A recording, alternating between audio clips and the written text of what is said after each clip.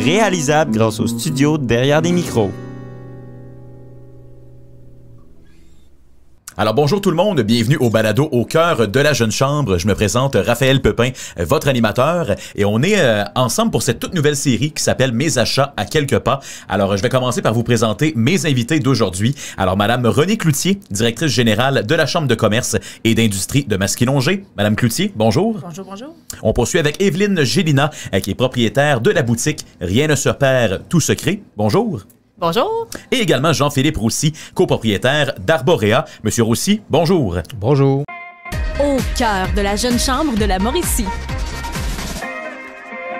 Vous allez bien? Va très bien, merci. Oui, bon, parfait. Alors, je vous le disais, donc, cette nouvelle série Mes achats à quelques pas. On va commencer avant d'embarquer dans le vif du sujet par présenter chacun de nos invités. Alors, Madame Cloutier, je vais commencer par vous. Faites-nous une petite présentation de votre entreprise et de votre rôle. Alors, mon entreprise, en fait, c'est pas du tout la Jeune Chambre, c'est la Chambre de commerce et d'industrie de la MRC de Masquinongé. Alors, mon rôle, je suis la directrice générale et mon rôle, depuis, je viens d'arriver, en fait, à ce poste-là.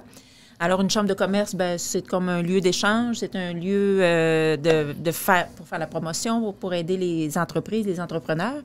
Donc, je suis un peu un chef d'orchestre dans le milieu de tout ça, de plein de belles entreprises, dont deux beaux exemples que vous allez pouvoir connaître dans quelques instants. Oui, tout à fait. Alors, Madame Gélina, expliquez-nous quel est votre rôle et quelle est votre entreprise exactement. Oui, alors moi, dans le fond, je suis copropriétaire de l'entreprise. On est deux propriétaires, moi et Marie-Claude Trempe. Rien ne se perd, tout se crée. Ça fait 18 ans qu'on existe. Dans le fond, on a commencé par faire que du tissage et tout ça. Puis au fil des années, on s'est mis à développer des collections de vêtements. Donc, ça fait une dizaine d'années qu'on fait des vêtements. Donc, on fait 2 collections de vêtements par année qu'on vend dans notre propre boutique, mais aussi dans plusieurs points de vente un peu partout dans la province, un peu aussi en Ontario puis Nouveau-Brunswick. Puis, on a une boutique en ligne également. Donc, aujourd'hui, notre boutique, dans le fond, elle a 4 ans. On a construit un atelier boutique flambant neuf à Saint-Sévère il y a 4 ans. On avait inauguré en décembre 2017. Fait que ça fait vraiment 4 ans. Puis, où on peut trouver nos créations, mais aussi celles de plus de 150 artisans québécois. Donc, des métiers d'art de toutes sortes, de la poterie, des bijoux, de la joaillerie. On a des trucs pour enfants, des cadeaux, des chaussures. C'est vraiment très, très varié. Fait que ça nous fait une belle boutique. Puis, l'atelier aussi qui est sur place avec la fabrication de vêtements. Merci beaucoup. Monsieur Roussy, on passe à vous. Qu'est-ce que c'est Arborea et c'est quoi votre rôle exactement?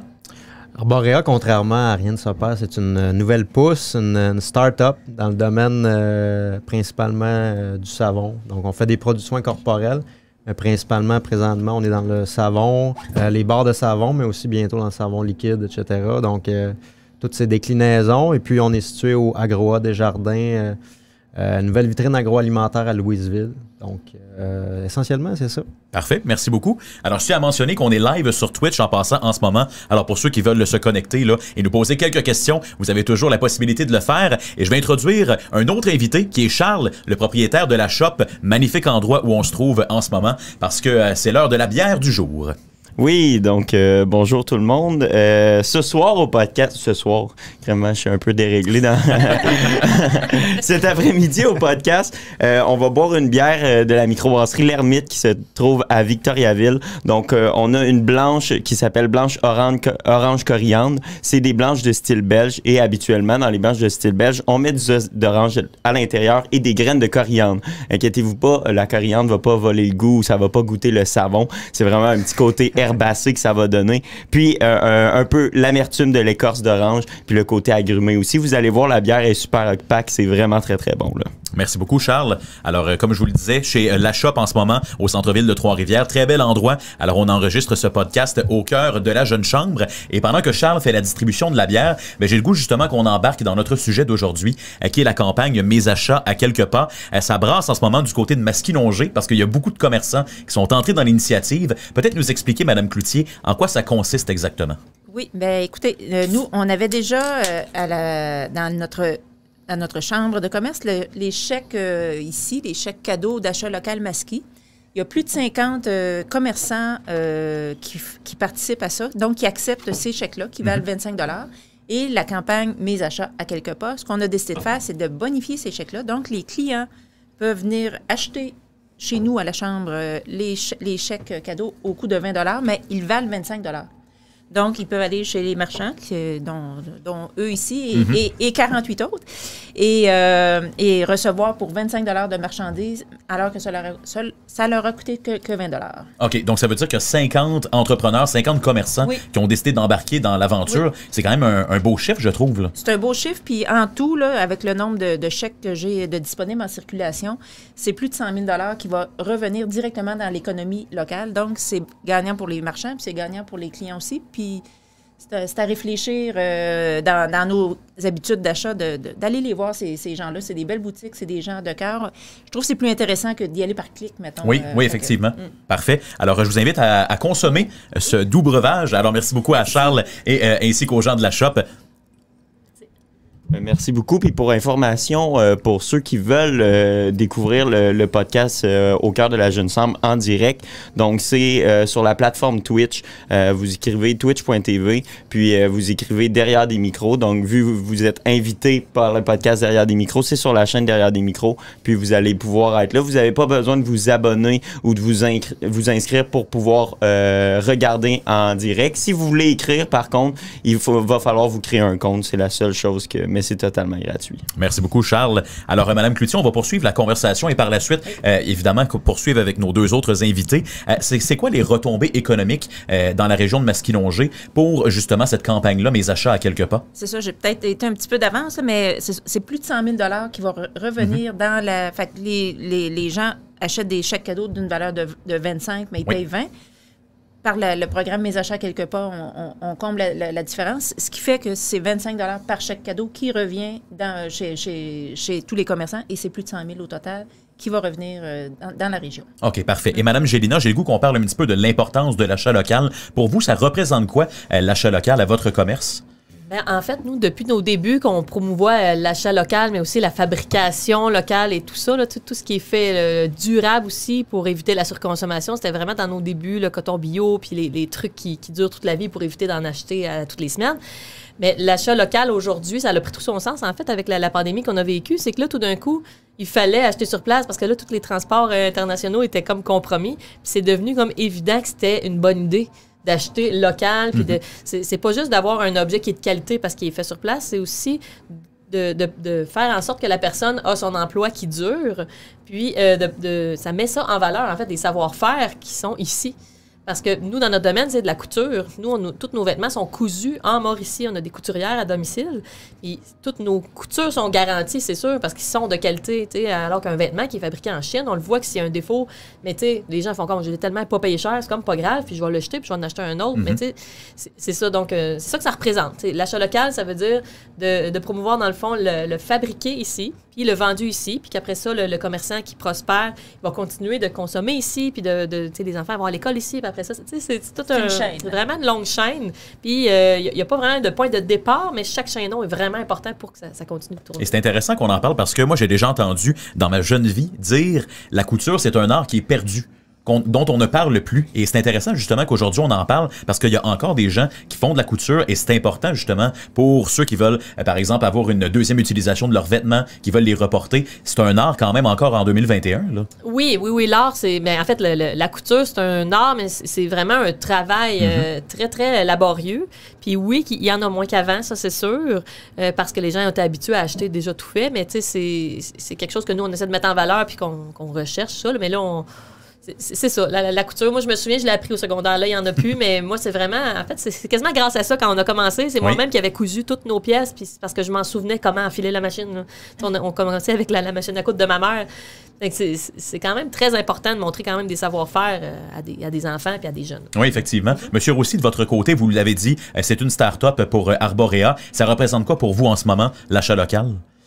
Bien, on s'en rend compte, dès le départ, c'était un objectif là, vraiment primordial parce que si on s'est installé à la Grotte des Jardins, c'est parce qu'on voulait, au-delà de l'achat local de la province de Québec, on voulait devenir un commerce de proximité pour les gens de Louisville et les environs, de Masquinongé. Et puis, c'est ça. Là, nous, on trouve ça important. C'est quand même des produits de base qu'on met sur notre peau, que les gens veulent voir, sentir, toucher. Donc, c'est important d'être un commerce de proximité aussi d'une quelconque façon parce que c'est comme ça que le mot va se passer de plus efficacement. Là. Maintenant, Je veux dire, on est juste à quelques personnes de connaître tout le monde dans la province de Québec. Là, donc, plus qu'il y a de gens qui viennent voir nos savons directement ou nos autres produits, plus que le mot va se passer. Puis on s'en rend compte avec d'autres savonneries. C'est vraiment ça la clé. Donc, même au-delà de l'achat local, on voulait être un commerce de proximité. Puis je pense pas... Je sais pas si j'aurais eu le guts de partir la start-up si j'avais pas eu l'Agro Desjardins comme spot pour nous aider là, pour un nouveau pour un canal de vente. Là, parce que juste une boutique en ligne, quand personne ne te connaît, ça peut être long de bâtir le lien de confiance. Puis la fin de semaine dernière, on a eu un bel avant-goût de ce que ça pourrait devenir. Là, on a organisé, la MRC de Masquinongé a organisé un marché de Noël là, à l'Agro Desjardins, puis ça a été vraiment un beau succès. Donc, on est vraiment optimiste pour 2022, puis on pense que vraiment la vision qu'on avait, c'est la bonne. Puis quand les gens vont pouvoir venir, le mot va se passer encore plus. Là. Fait que, oui, c'est vraiment bien. Et on parlait de couture tantôt, j'ai l'impression, et je vais faire un petit jeu de mots, là, que c'est tissé serré à Masquinongé. Madame Gélina, je reviens à vous. J'imagine qu'avec l'apport justement de la Chambre de commerce et d'industrie de Masquinongé, vous avez une belle collaboration et ça fait avancer davantage les entreprises de votre secteur. Là. Ben oui, c'est évident qu'une chambre de commerce, dans le fond, c'est là pour faire la cohésion, justement, de faire un lien entre toutes ces entreprises-là. Premièrement, pour qu'on se connaisse, mais aussi pour qu'on connaisse les produits des autres, parce qu'après ça, on est en lien aussi avec d'autres entreprises de d'autres régions, puis qui peut avoir aussi des liens qui se tissent. Puis il y a entre autres le gala, le fameux gala chaque année où il y a des gens qui sont récompensés, mais ça nous fait découvrir même à chaque année d'autres dans le fond, entrepreneurs du coin qu'on connaissait pas encore ou des nouveaux. Là. Dans le fond, les autres sont nouveaux, mais on les connaissait déjà. Parce qu'il y avait d'autres entreprises avant. Mais c'est ça, à la Chambre de commerce, c'est sûr, là, ce projet-là aussi, des cartes cadeaux, là, des chèques cadeaux. Ça, c'est incroyable là, parce que la personne qui achète la carte cadeau, elle sait qu'elle va le dépenser en Mauricie, à quelque part entre les 50 places, mais c'est que si elle les connaît pas, elle va les découvrir. Puis c'est ça. Là. Oui, effectivement. Et de votre côté, Mme Cloutier, j'imagine qu'en tant justement que représentante de la Chambre de commerce et d'industrie de Masquinongé, vous vous en faites une fierté aussi de encourager les entreprises déjà existantes et de donner un coup de pouce aux startups comme celle de M. Roussy aussi. Là. Tout à fait. Puis personnellement aussi, de longue date, je trouve que le contact avec les commerçants locaux, c'est plus... dans nos habitudes d'achat, on dirait, c'est plus satisfaisant aussi de maintenir ce lien-là. Tu parlais de savoir-faire tantôt, ça fait partie aussi de notre ligne de pensée pour aller là-dedans, dire, c'est mieux d'encourager le local pour maintenir le savoir-faire, le contact avec les gens. Fait que c'est une belle occasion. Et on parlait tantôt des retombées, on a parlé du côté économique, mais du côté humain aussi. J'imagine que dans la communauté, les gens, vous dites, ils sont au rendez-vous. C'est bien reçu ça dans la communauté quand on parle d'achat local. Les gens se présentent, ils veulent acheter à Masquinongé. Ça se passe bien tout ça? Oui, je pense que oui. Il y a une bonne conscientisation. Puis les gens sont fiers des commerces qu'il y a, oui. OK.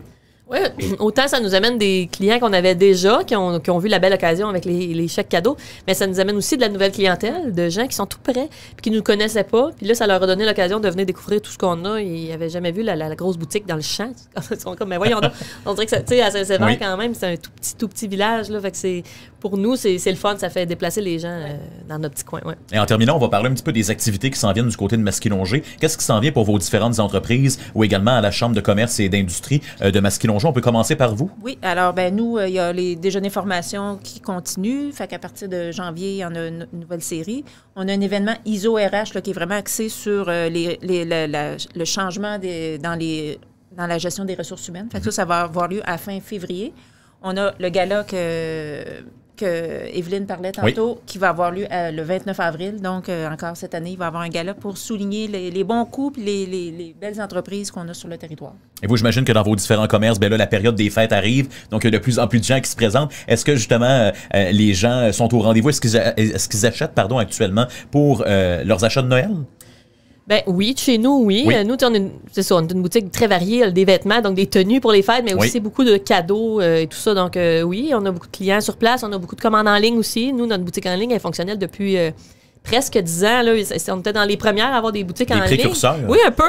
Pas d'un premier, mais quand même dans notre domaine métier d'art. Donc là, ça va bien ce côté-là aussi. On est bien installé puis on fait ça. Donc oui, ça va bien. C'est Noël chez nous. Oui, félicitations. Et M. Roussy, en terminant? Oui, nous aussi, on est en mode Noël. La boutique en ligne fonctionne bien. On a des beaux contrats là, de coffrets cadeaux, tout ça. Et puis, comme je vous ai dit, on a ouvert la semaine dernière pour un marché de Noël. Puis, on va, suite au succès, on va rouvrir le samedi, pas celui qui s'en vient le 11, mais le 18. Donc, oui, assurément, on va rouvrir le temps d'une journée, samedi, le 18 décembre, pour permettre aux gens de venir sur place, nous rencontrer. Puis aussi, c'est que au-delà des produits soins corporels, c'est que nous, c'est un café-boutique. Donc, on a de l'excellent café. On a une superbe machine à café italienne. Puis, ça permet là, aux gens qui sont de déguster un café en nous jasant. Donc, ça rend l'utile à l'agréable. Après une petite bière, on prend un café. Oui, c'est ça.